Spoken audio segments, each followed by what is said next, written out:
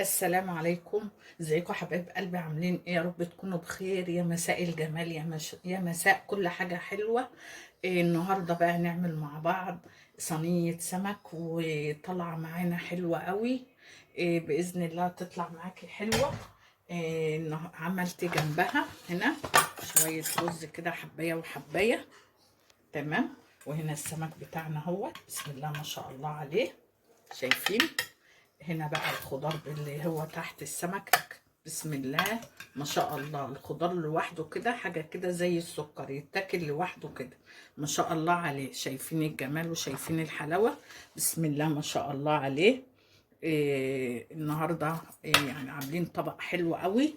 يلا بينا بقى على الطريقة وطريقة التحضير، وسهل وما ياخدش منك أي وقت. يلا بينا على طريقة التحضير.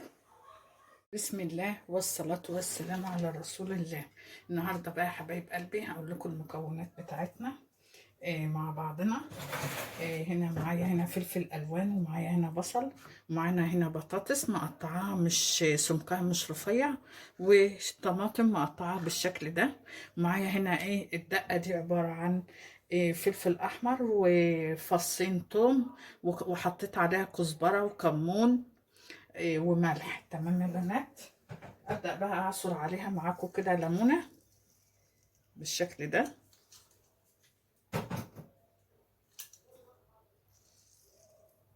لان انتوا عارفين ان السمك بيبقى روحه الليمون والكمون.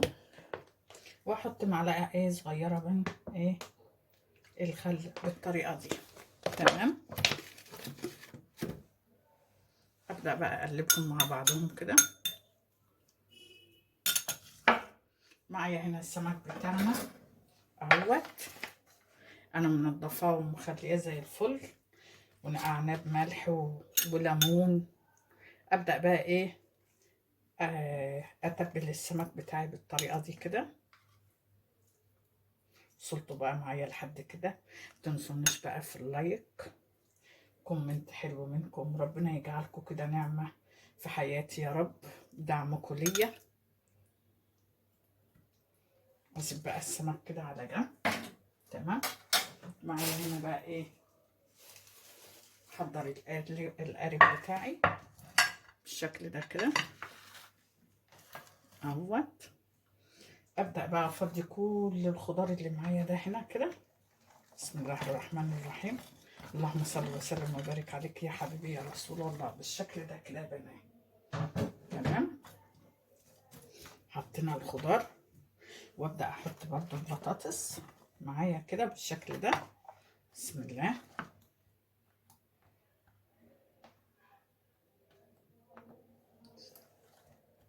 سيب بس كام بطاطسيه كده. تمام كده. واحط وبرضه هسيب كام واحده طماطميه.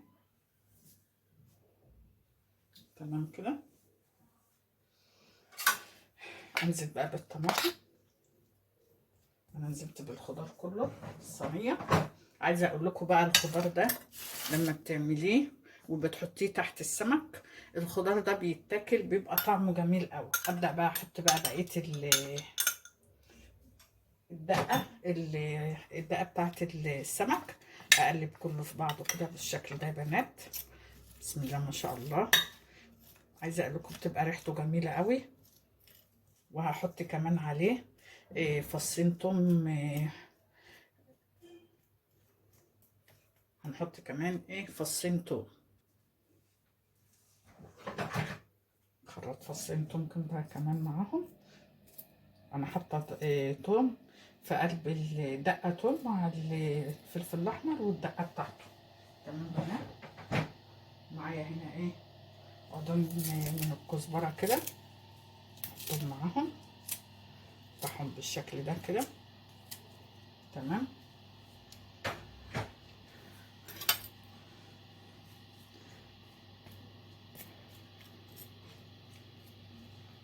كده بقى حطينا الخضار بتاعنا كله بالشكل ده اهوت.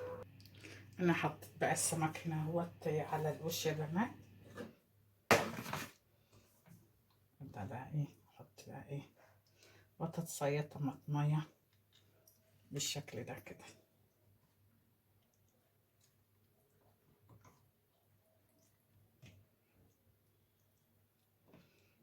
الخضار اللي تحت ده عايزه اقول لكم بيبقى طعمه حاجه كده، بيبقى شارب من الزيت بتاع السمك، بيبقى طعمه حلو قوي يا بنات. تمام. ابدا بقى ارشها بقى على الوش كده بقى ايه، شويه زيت عليها.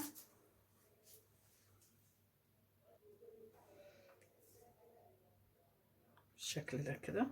ولا اسهل من كده هوت اكله وفي 5 دقايق يعني ايه بتعمليها، وسهله ويعني حلوه قوي، والخضار اللي فيها ده بيبقى جميل. بسم الله ما شاء الله. هلفها بقى بورق فويل وهدخلها الفرن. كده يا بنات صينية السمك بتاعتنا طلعت بسم الله ما شاء الله، واخده لون حلو قوي ما شاء الله عليها، جميله وسهله وبسيطه. انا حبيت بس ادي يعني فكره بسيطه لطريقه السمك في البيت، لان في ناس كتير قوي بتحب تفضل انها تعمله بره، ان كان صينيه او مقلي او مشوي. هو انا اديتك فكره تعمليه في البيت وبطريقه سهله ومش هياخد منك وقت. يا رب يكون الصينيه النهارده والطريقه بتاعتنا النهارده عجبتكم، وباذن الله هتعجبكم. عجبتكم تنسونيش في لايك وشير واشتراك في القناة. بحبكم في الله، سيبكم في رعاية الله.